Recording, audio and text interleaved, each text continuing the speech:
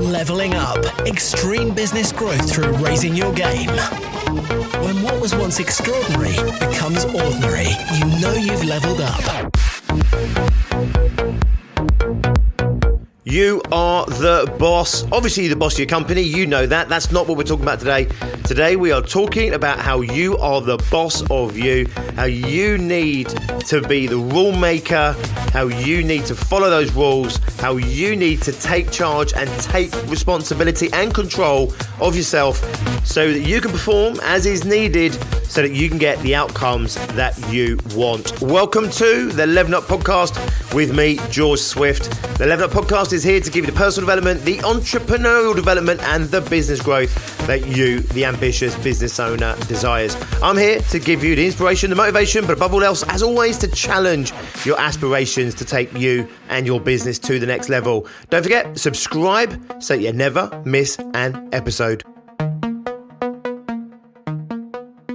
Today, I want you to really understand that there are two, in fact, there's more than two, I'll be honest with you, but there's two main parts of who you are as an individual, and how one part is ruling the show, one part is controlling what's happening, controlling the game, and there's another part which is subservient to that part, and unfortunately that part is the one that has all the wisdom, all the knowledge, and has all the skills and ability that are needed to get you what you want. However, they are subservient to the other side of you. We are talking about your conscious self and your unconscious self. We're talking about the conscious mind and the subconscious.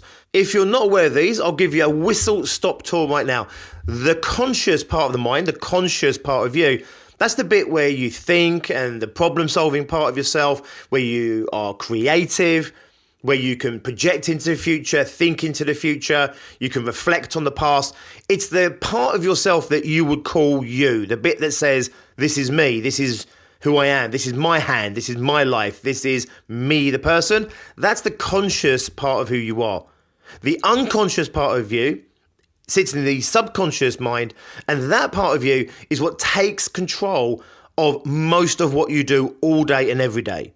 On the plus side, it takes complete control and responsibility over things like your breathing, your heart. It takes responsibility over your blood pressure, your white cell counts, all these sorts of things. Brilliant. You don't want to be getting involved in any of that, because if you had to just focus on your breathing all day long, you probably wouldn't get anything else done at all. However, the unconscious is also responsible for up to 99% of everything that you are thinking, you are feeling, and you are doing. And therefore, the unconscious, the subconscious, is actually driving the bus. The unconscious is driving your life. It's in control of the game.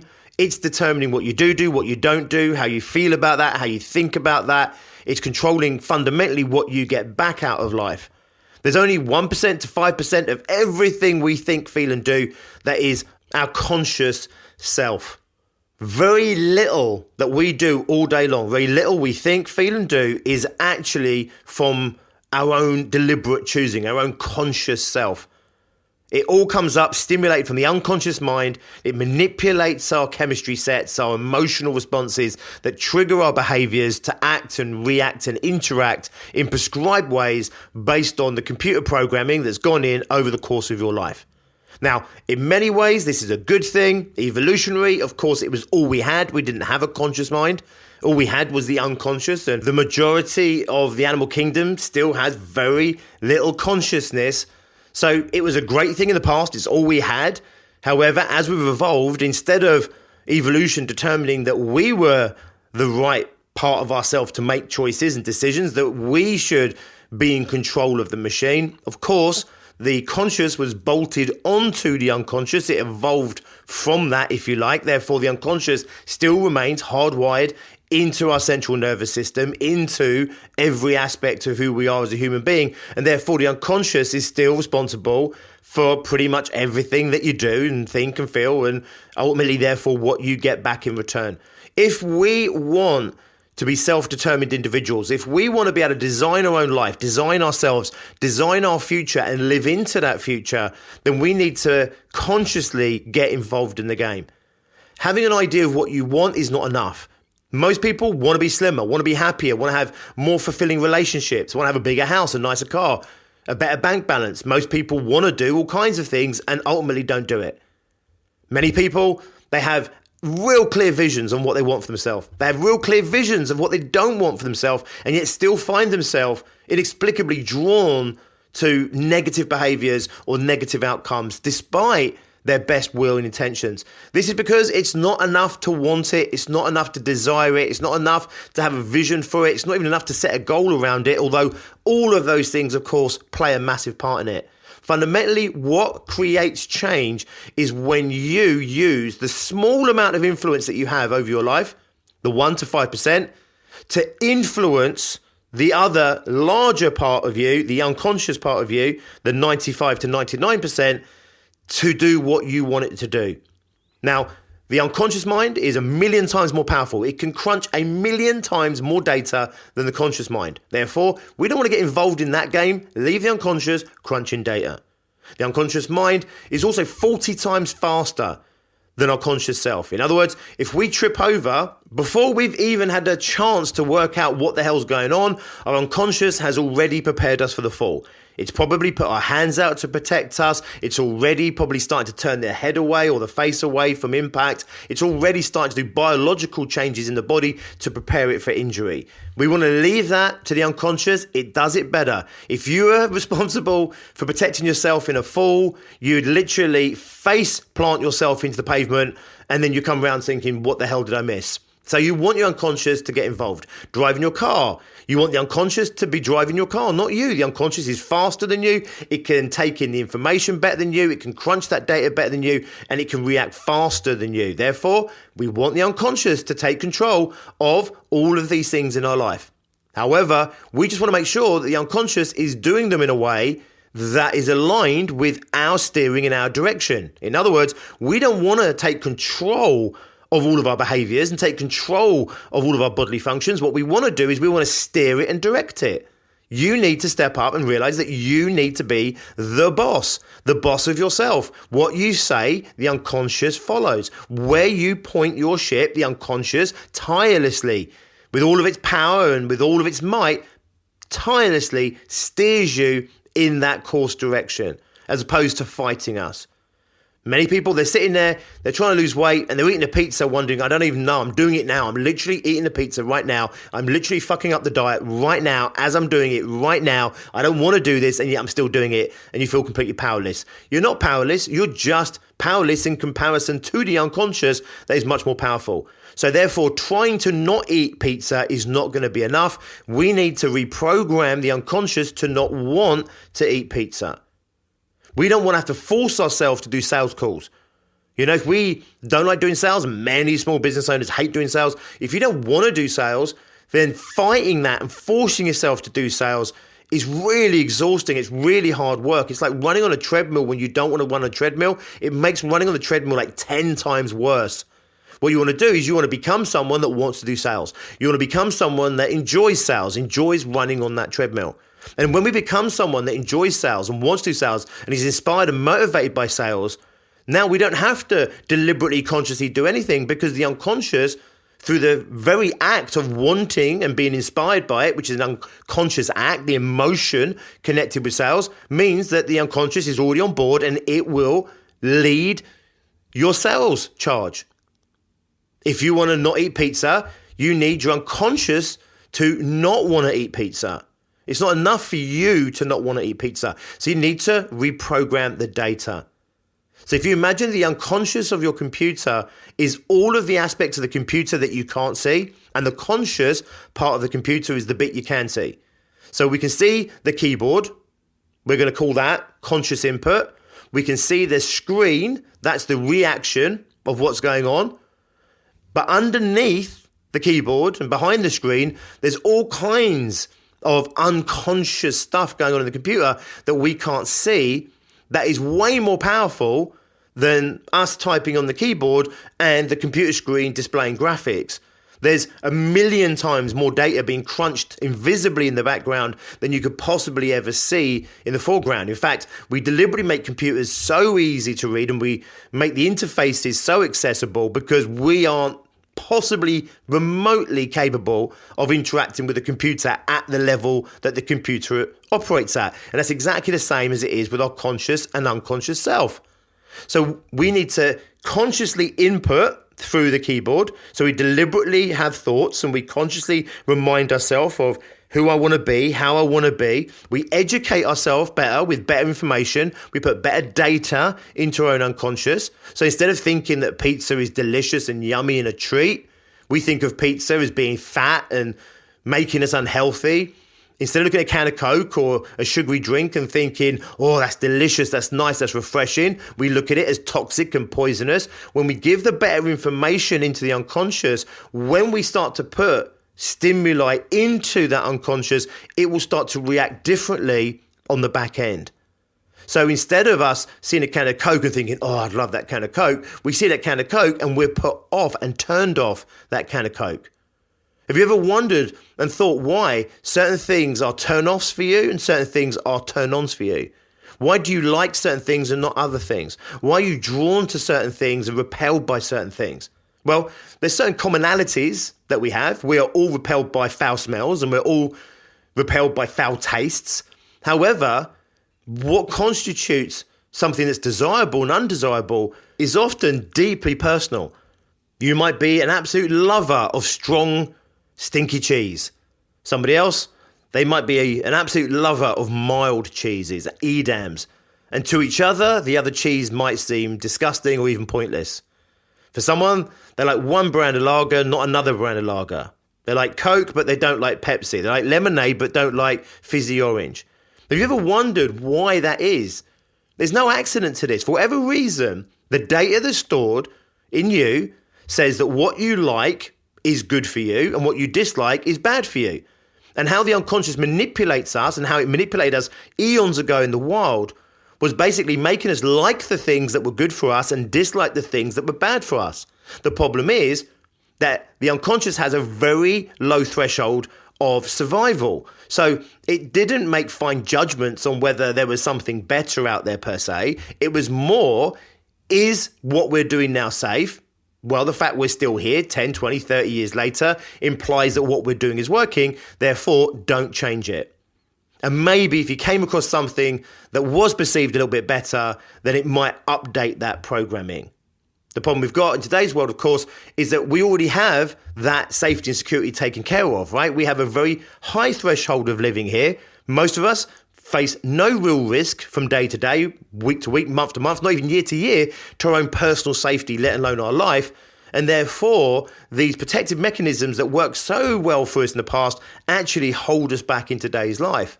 What we want to be able to do is say, right, I've got staying alive taken care of, my basic safety and security taken care of. What I want to do now is I want to improve upon things. So I've got my house and I've got my food and I've got my security, but I want more, I want better. I want to contribute more. I want to do more. I want to create something of substance. All the things actually that whilst the unconscious might be short-term stimulated for, in other words, you might get excited by the thought of these things, which the fact that you're getting excited, that emotion is triggered from the unconscious. So we know that the unconscious is bought into that concept. However, if it isn't totally sold on the concept, it won't follow through by working its arse off for you for the next 6 months, 12 months, or even 10 years in order to make that happen. You might like the idea of having a six-pack, love the idea of being fit and healthy and feeling great on a beach. However, your unconscious, whilst it might get excited by the prospect of that, may well not be sold on the long-term work and hard effort that needs to go into that in order to make it happen. In other words, it might be sold on the six-pack, but not on the treadmill. It might be sold on the six-pack, but not sold on giving up pizza. So when we're looking at transforming our lives, and we're looking at transforming ourselves, when we're looking at creating something new in the world or improving something that's already there, we first absolutely have to have that vision. That vision is what creates that moment of excitement, the possibility. The unconscious will buy into that. However, it's not going to change anything unless the unconscious is bought into it over the long term. So then what do? We have to say, right, I then need to set out the goals, I need to set out the plan, the strategy, and then I need to get excited every day. I need to stir the pot on that. I need to be inspired, I need to be motivated, I need to be driven, passionate. I need to have rewards in there, short-term rewards, whether they're material rewards or just feeling joyous about what I'm doing, connection with other people, feeling purposeful about what I'm doing, all these rewards consistently in play, then the brain needs to be reprogrammed over time that this is a really good thing for us and that this is our safety and this is our security. And once the brain gets that message, it will take over. And instead of you having to consciously, deliberately push yourself to do something, the unconscious will do a lot of the heavy lifting for you. And instead of your unconscious fighting you, your unconscious actually starts to support you, and then you're in alignment with what it is you're trying to do. If you're trying to lose weight, but you're still eating pizza, but you don't want to be eating pizza, but you still can't seem to stop yourself eating pizza, you're misaligned with your vision. You're no longer the boss. You're the boss that has a vision, that has an intention, that says, right, everyone, let's go here. And then you start walking and then no one comes. Everyone goes somewhere else.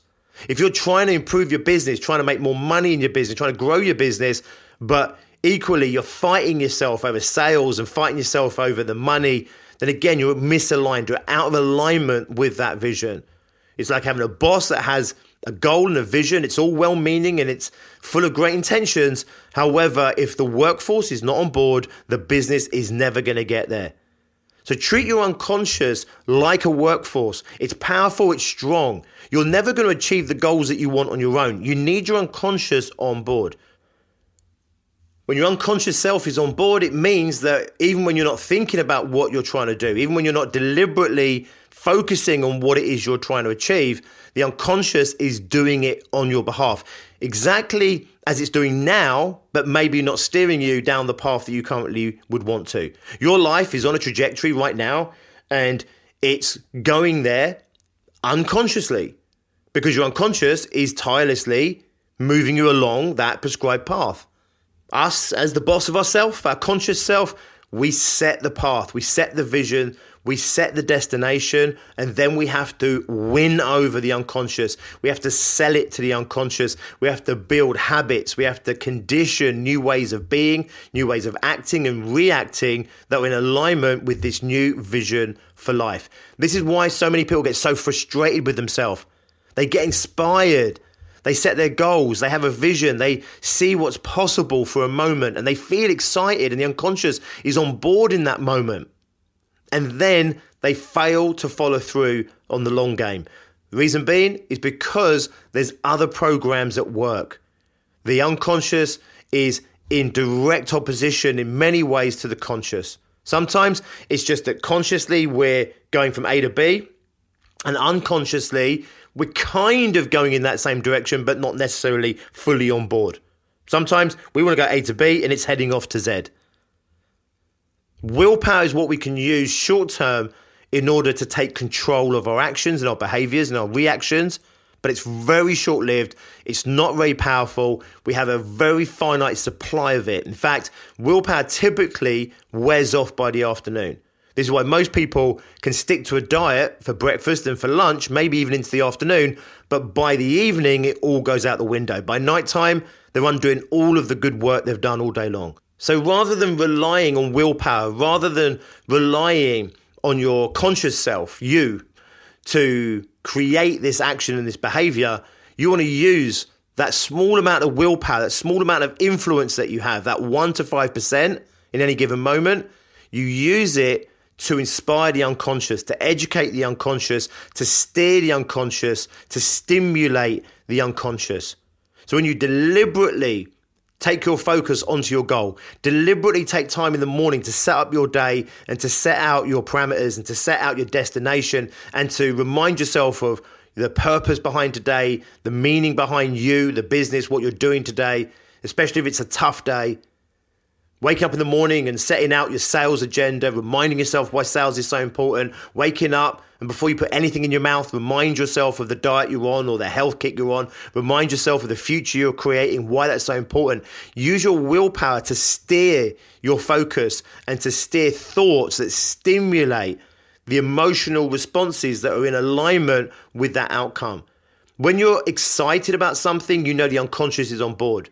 When you're passionate about something, when you're feeling passion, feeling love, then you know that whatever you're focused on is in alignment with what's going on in the unconscious. But if I'm looking at a cake and loving that, and I'm looking at a salad and being repelled by that, you can see that my unconscious is misaligned. We want to steer ourselves so that when I think about working hard in the gym, my brain gets excited. When I think about hitting the sales hard, my brain gets excited. When I think about growing my business, my brain is inspired and motivated. When I think about changing my physical form, my body, my health, running that marathon, running the distance, transforming my body type, I want my unconscious to be excited by that. Not once at the beginning when I set out the vision, but every day to be excited about the activity, to enjoy the gym, to enjoy the salad, and to actually dislike sitting on a couch doing nothing, and to dislike eating ice cream or eating pizzas. So use your conscious self, use your willpower to educate your unconscious, to steer the unconscious, to steer your focus and your vision, to prompt yourself to remember and to remind yourself of what it is you're doing, why it's so important, to make sure the unconscious is bought in and sold on that agenda, short term for the day, longer term for the month, the year, maybe even a decade. But fundamentally, it doesn't matter what happens in 10 years from now. What matters is how you feel today. Are you stimulated today, inspired today, motivated right now to do what you need to do that gives you that vision of 10 years into the future? Use what small influence, what small power you have over yourself, over your life to be the boss of the unconscious. And then let the unconscious do what it does best, which is do all of the heavy lifting, all of the number crunching. And that's how you're going to transform yourself, transform your life, transform your business. It's super important that you do step up and be the boss of your life, the boss of your business, and definitely, first and foremost, the boss of yourself. This is one of the things we do consistently at our success groups over long periods of time. We consistently lean on the unconscious. We consistently lean on ourselves to grow ourselves, to develop ourselves in the way that we need to so that we can become the boss we need to be, the entrepreneur we need to be, so that we can go out and create the business we want. Fundamentally, why? To create the life that we want and the lifestyle that we want. If you want to know how we can help you level up, how we can help you take your business to the next level, then please do go and check out biggerbrighterbolder.co.uk. If you're ready to have a chat with us and talk to us specifically about where you're at in your entrepreneurial journey and what we can do to support you to achieving that next level, then please reach out to my partner in life and in business, Tracy Miller, and you can reach her at tracy.miller@biggerbrighterbolder.co.uk. Whether you're launching your business, whether you're doing 20, 30, 40, 50K, maybe even 60K, and you want to build that business to the next level, 100K plus, or if you're already doing over 100K, maybe even heading up towards $250,000, $500,000, and you want to double that business or take that business to 7 figures, 1 million plus in revenue, then please do reach out and talk to us about how we've got groups of entrepreneurs, ambitious business owners just like you, achieving those very results. Success is much easier when you do it in a team environment, and we have created incredible environments, cultures. We've created an incredible community of like-minded, ambitious business owners who are transforming their businesses, transforming their lives through transforming themselves. I'll also put some links to some other resources to help you move forward. Please do go and check those out. I will see you next time. And until then, as always, be successful.